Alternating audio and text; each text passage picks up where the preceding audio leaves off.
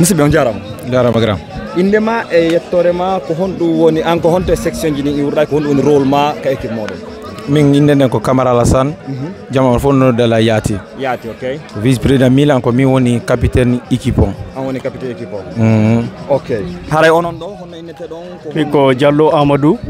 ko mi woni président e section Milan on woni président section Milan si. Ok haray Diallo Amadou mi adoran onon e mi fa non landade haray ko holɗum woni e ko jangguɗon e nder nde ñalande ɗo ko honɗum woni sensation mon on e no yirɗon journée on non e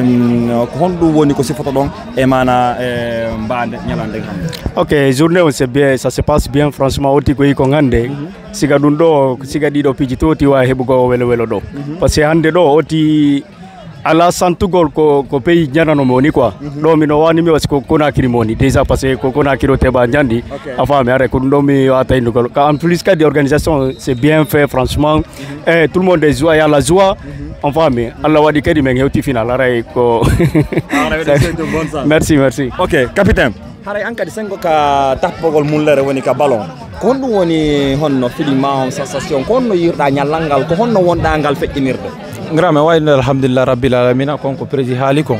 min weltike moƴƴa min feƴƴi ñalande moƴƴa sikke ko laggine men woni franchement organisation no moƴƴa menen kadi alhamdulillah rabbil alamin équipe on kadi golli depuis bimbi men ɗo masala alhamdulillah mais woni final ko final men habiyande kadi objectif fara ko ɗum noon ko coupe men faala. Ok donc en tant que capitaine mi landuma ko honɗum woni haray conseil ji ɗi jonnata berno yirɗa ɗo ni fi programme organisation duuɓi arayi ɗi si tawi no woodi ko ɓeytata e mum ma ko honɗum woni konngudi ma ko ɓeytata e fi wawɓe arde ma ɓe wawali arde ma faaloteɓe arde e nder duuɓi arayi ɗi?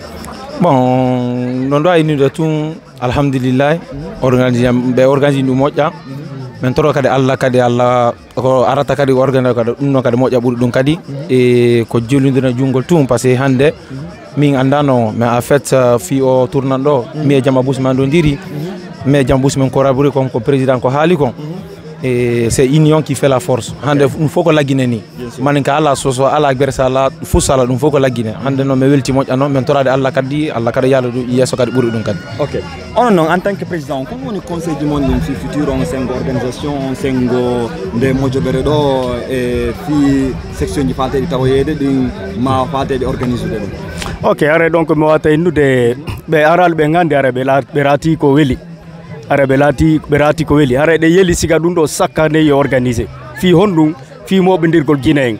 ɓe andidira ɓe joggodira ɓe andita ɗo ko jananiri wonde malgré ko jananiri wonde mais ene wonɓe ɓen Italie ɗo ko ma yurmodiren andidiren c'est important surtout fi honɗum ɓiɓɓe wonaɓe heɓede ɗo ɓe janɗa mo kala ƴetti ɓiɓɓe ɗum addi e siga ɗi piiji o janɗi hayso janɗi ɗo hara ɓe waɗmo ɗo président o anday honto iwri o gasa o ɗaɓɓitoya ko honto iwri han o ya o anda ko mawɓe makko ɓen iwri ɗon en plus hare ko ɗum ɗo mi wata ɓeydi tan ko ɓe alani ɓe tawa jaɓal ɓen tawede hare ɓeɗen toriɓe e ɓaaro ɓe tawe ko welo welo ko kafu men en fop ɗum ma piiji ɗi fop gonga ɓennata ko si ɗengal towi hakkil sore donc en ala feere ko ballon ni malgré ko ballon ni kono yino woni feƴƴirde nder ton ɗe gandi tension ji ɗi no woodi kono on sert toujours à temporiser faut pas que ça aille loin quoi mais ara vraiment ça se passe très bien mais tori yedditiɓe kamɓe kadi yoɓe waɗi section ji maɓɓe ɗi Guinée ɓe ɓara ɓe tawde siga ɗum ɗo quoi enen kadi Italie anda wawi Guinée no nder Italie are ko ɗon mari ko ɓeytalon. Ok donc haray ɓayo ganni men déjà ko final won donc haray meɗen souhaite un bon sens. Merci naɓore coupon taw inchallah non hanani organisateur ɓe jonnu mais coupon mais yaade en même temps non ɓe jonna moɗomo ɗo quoi kenen tin quoi.